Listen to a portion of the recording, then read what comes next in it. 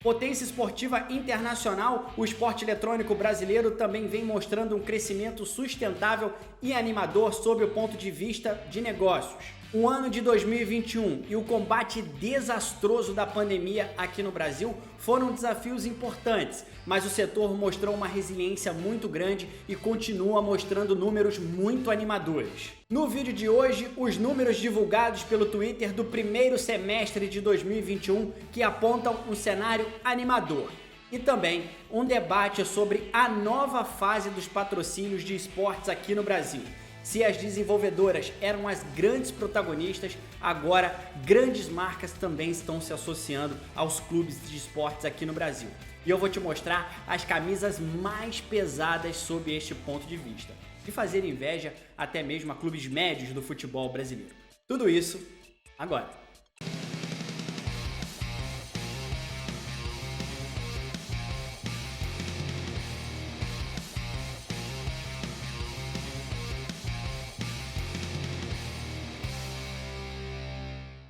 E olha, começa neste sábado o meu curso de jornalismo em esportes. Restam apenas 3 vagas, então corre lá, os links estão aqui na descrição para você fazer a sua matrícula. Vou deixar aqui o último cupom, cupom de última hora para você que quer fazer parte desta indústria de esportes eletrônicos, é jornalista, estudante ou quer conhecer mais. Xande10 e você consegue 10% de desconto. Os links estão aqui na descrição. Os cupons são limitados e há apenas 3 vagas restantes. Tudo isso começa agora no próximo sábado, então eu espero vocês lá e tenho a companhia dos meus amigos Alessandro Jodar e Roque Marques da TV Globo.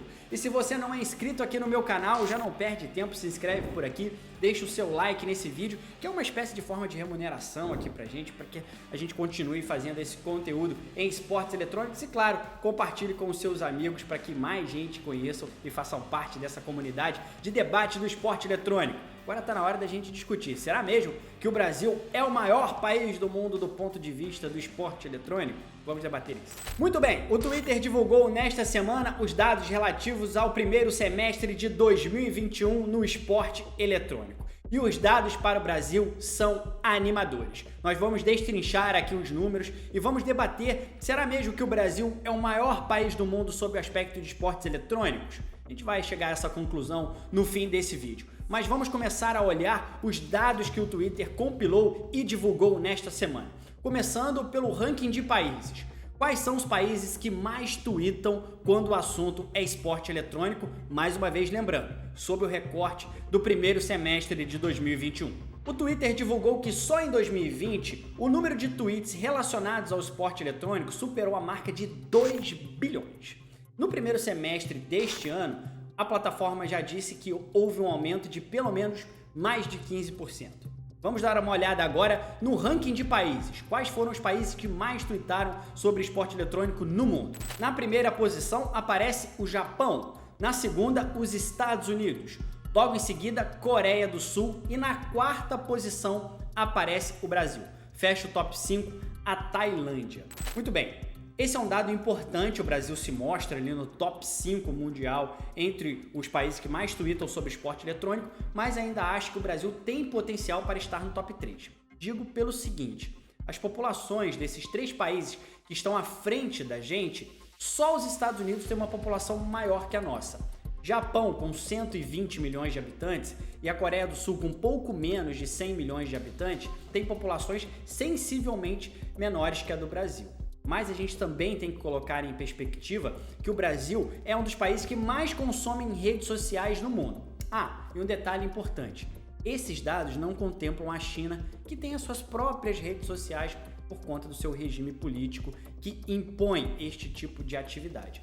Portanto, todos esses números excluem a China, que, claro, iriam estar nessa liderança, até porque é a maior população do mundo em números absolutos. É difícil bater de frente com a China em qualquer que seja o dado. Mas voltando ao nosso levantamento, voltando ao levantamento do Twitter, neste ponto eu acho que o Brasil ainda pode mais. A gente pode avançar para o top 3. Mas é claro que Japão e Coreia do Sul, sobretudo a Coreia do Sul, o esporte eletrônico faz parte da cultura nacional. Aqui no Brasil faz parte da cultura, mas para uma cultura muito jovem. ainda não dá para dizer que o esporte eletrônico é um traço da cultura brasileira. Continua sendo um nicho muito grande, mas quando sim se tornar uma cultura nacional, aí eu não vejo jeito e o Brasil vai tomar esse top 3 e quem sabe chegar também na liderança. Ainda que não estejamos no top 3 de países que mais tweetam sobre esportes eletrônicos, eu abri esse vídeo perguntando se o Brasil era o maior país do mundo sobre o contexto de esportes eletrônicos, aí você pode me perguntar, bom, a gente não está nem no top 3, mas é que outros dados apontam para este potencial gigantesco e absurdo do esporte eletrônico brasileiro.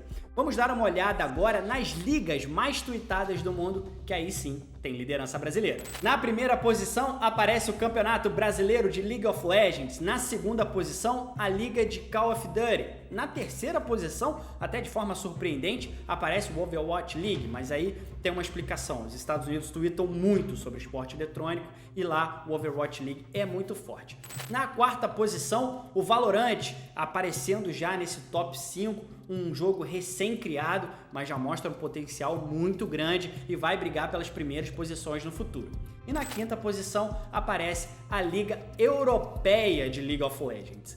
Então, aí a gente volta àquela discussão que eu já tive no Twitter e, aliás, deu uma grande polêmica na época. Eu falei sobre o sucesso esportivo que o CBLOL tinha.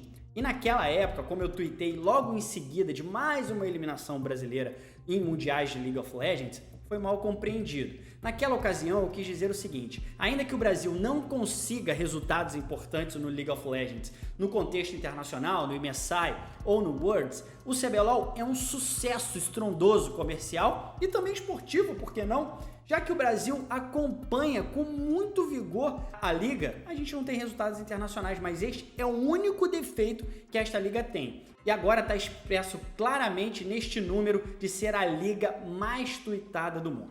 O CBLOL é um tremendo sucesso comercial, de audiência e também esportivo, ficando apenas este detalhe, que não é um mero detalhe, é verdade, do desempenho internacional. Mas eu não tenho dúvida que isso vai vir com o tempo, porque isso acontece e é reflexo de uma liga forte. Sem dúvida nenhuma, isso mostra que o CBLOL vai sobreviver por longos anos. E isso vai dar tempo, claro, do desenvolvimento de novos talentos, novas organizações e, quem sabe, também times com potenciais para ir bem lá fora. E, sobretudo, também criarmos uma espécie de perfil brasileiro de se jogar League of Legends. Quem sabe seja isso que falta para o Brasil ir bem lá fora. Mas esse indicativo de que o CBLOL é a liga mais tweetada no mundo é muito importante. Senti falta apenas da LBFF. Acho que ela vai aparecer aqui nos próximos tempos, mas eu esperava que ela estivesse ali entre os termos mais tweetados no mundo. É engraçado, porque eu já trouxe aqui num vídeo anterior, você consegue conferir clicando no card aqui em cima, que a LBFF já tem uma audiência absoluta maior do que a do CBLOL, mas isso não está refletido, por exemplo, no Twitter. Mas acredito que nos próximos tempos isso deva acontecer. Eu estava falando da ausência da LBFF, mas do ponto de vista de organizações mais tweetadas no mundo, aí sim é uma lavada brasileira, uma goleada brasileira. E mais uma vez, a Loud mostra sua força. Vamos dar uma olhada no top 10 das organizações mais tweetadas no mundo. Na primeira posição aparece a Loud, e aqui a gente tem que fazer um parêntese porque é importante. É claro que a Loud hoje é uma organização muito forte no esporte eletrônico, mas sem dúvida nenhuma este dado está boostado, claro, pela produção de conteúdo que nem sempre passa pelo esporte eletrônico. Tem que fazer essa ressalva. Na segunda posição aparece a PEN Game. Aí sim, a PEN não tem um braço tão forte na produção de conteúdo e, claro, este dado fica mais fiel ao quesito esporte eletrônico. Então, Loud e PEN estão lado a lado entre os times mais tweetados no mundo. Na terceira posição aparece a FaZe, que não é um time brasileiro, mas tem atuação no mercado nacional no Rainbow Six Siege. Na quarta posição, aí sim, uma organização que, embora tenha o apreço dos brasileiros, não tem nenhuma representação aqui no Brasil, que é a G2, embora tenha investidores brasileiros. Para você que não sabe, a Go4It, que há algum tempo atrás fez a gestão do Flamengo Esportes, levando o time até o título brasileiro em 2019, são investidores da G2, para você que não sabia desta curiosidade. Aliás, foi isso que fez a Go4It deixar o Flamengo, que não poderia ter ali os dois investimentos simultaneamente. Na quinta posição aparece a Fúria, muito bem colocada. Na sexta posição, o Flamengo Esportes. Na sétima, a Team Liquid, que tem uma atuação muito forte aqui no Brasil, no Free Fire e também no Rainbow Six Siege. Na oitava e na nona posição, duas organizações que não tem nada a ver com o Brasil. Então dá para dizer que este top 10 está recheado e tem a identidade brasileira, e aí sim mostra o tamanho do potencial que as organizações podem ter aqui no Brasil. E isso é um detalhe importante. Já atraiu, como eu falei anteriormente, Cloud9, FaZe Clan, a Team Liquid, e cada vez mais estes números vão atrair outras organizações a investir no cenário nacional. Eu acredito que nos próximos anos a gente vai ter ainda mais organizações estrangeiras atuando por aqui em outros esportes, sobretudo Free Fire, que consegue seduzir bastante essas organizações. No League of Legends é mais difícil, porque ela já tem essas atuações nos seus países de origem e não podem ter duas equipes atuando, ainda que seja em duas ligas diferentes. Mas o Free Fire é uma grande porta de entrada aqui no Brasil e também o Rainbow Six Siege. Mas o brasileiro tem uma afinidade muito grande com as redes sociais, e a geração que tem menos de 25 anos, sem dúvida nenhuma, já nasceu e cresceu nesse ambiente que contempla o esporte virtual como um esporte tradicional, como vôlei, futebol e etc. E isso mostra que o Brasil, além de ser uma potência esportiva, e eu já trouxe aqui os principais títulos internacionais que o Brasil já conseguiu nos esportes, você consegue também conferir esse vídeo clicando no card aqui em cima, mas a gente mostra também que é um fenômeno de audiência, e isso é fundamental na hora de atrair os patrocinadores. E isso mostra como o Brasil conseguiu entrar na fase 2 dos investimentos de marcas nos esportes eletrônicos. Se no primeiro momento as desenvolvedoras concentravam as grandes marcas, agora é a vez das organizações também ficarem com uma fatia deste bolo. E agora a gente vai mostrar as camisas mais pesadas do esporte eletrônico brasileiro do ponto de vista de patrocinadores. Antes de qualquer coisa, sem dúvida nenhuma, isso vai aparecer aqui nos comentários. Quais são os valores desses patrocinadores? Há uma diferença muito grande do esporte eletrônico para o esporte tradicional. O esporte tradicional aqui no Brasil, sobretudo feito com clubes que são entidades sem fins lucrativos, e também porque tem seus sócios e sócios torcedores, eles necessitam por força legal, divulgar os seus balancetes, aonde a gente fica sabendo exatamente quanto o clube arrecadou com patrocínio, bilheteria, venda de camisas e etc. No esporte eletrônico nós estamos falando de empresas, ou seja, são entidades privadas que têm o seu sigilo bancário e fiscal garantido. Ou seja, estas organizações não são obrigadas a divulgar os seus balancetes publicamente, aonde a gente ficaria sabendo, por exemplo, quanto cada patrocinador pagou por um espaço na camisa. Este não é o caso do esporte eletrônico. Todas as vezes que a gente traz essa informação é fruto de alguma apuração ou coisa do tipo. Mas esses dados sempre são mantidos em sigilo, tanto pelos patrocinadores quanto pelas organizações. Então, certamente essa pergunta aparecerá. Quanto custa cada patrocinador deste? A resposta é que a gente teria que apurar caso a caso, e o nosso objetivo hoje aqui é mostrar as grandes marcas associadas às organizações de esportes aqui no Brasil. E a gente começa com a camisa da Pen Gaming, super pesada, né? Olha só os patrocinadores que hoje fazem parte e estão associadas a uma das organizações mais tradicionais dos esportes aqui no Brasil. A Coca-Cola é o patrocinador master, que estampa a parte mais nobre da camisa, né? Também aparece a Motorola, a JBL, o aplicativo AMI, que está ligado a grandes empresas do ramo varejista aqui no Brasil, e na manga, patrocínio da TIM e de ninguém menos do que a BMW. Na minha concepção, mais uma vez, excluindo de quanto esses valores são, é a camisa mais pesada do ponto de vista de patrocinadores, de marcas gigantes que se atrelaram à marca. E veja só, até mesmo a BMW, que é uma empresa de venda de carros de luxo, está de olho no esporte eletrônico e, claro, nessa fatia da população que tem um poder aquisitivo bastante alto. E agora é hora da gente falar do Fluxo, organização de Free Fire, que recentemente anunciou o seu patrocínio das Casas Bahia. E o time tem um patrocinador master, o Banco Next, e também tem patrocínio da marca de energéticos TNT. E também se especula que nos próximos dias a organização anunciará o seu patrocínio do TikTok. Ainda há também uma parceria com a Buiá, que é a plataforma de streaming da Garena. Eu também já falei aqui sobre isso. Neste caso eu vejo um conflito de interesses. Você também confere clicando no vídeo aqui em cima. Mas muito pesada a camisa do Fluxo também, que é uma organização bastante recente e que já conseguiu essa credibilidade de mercado e conseguiu atrair grandes marcas para estampar na sua camisa. E aí a gente chega até a Fúria, que nos últimos dias anunciou um contrato de patrocínio do Banco Santander. Porque onde tem Fúria, tem game. E onde tem game, tem Santa. E o banco se junta à sua camisa super pesada que traz marcas como HyperX, Red Bull e, claro, o patrocínio esportivo da Nike. A organização também tem parceria com a Betway, que é uma das maiores empresas do mundo no ramo de apostas esportivas.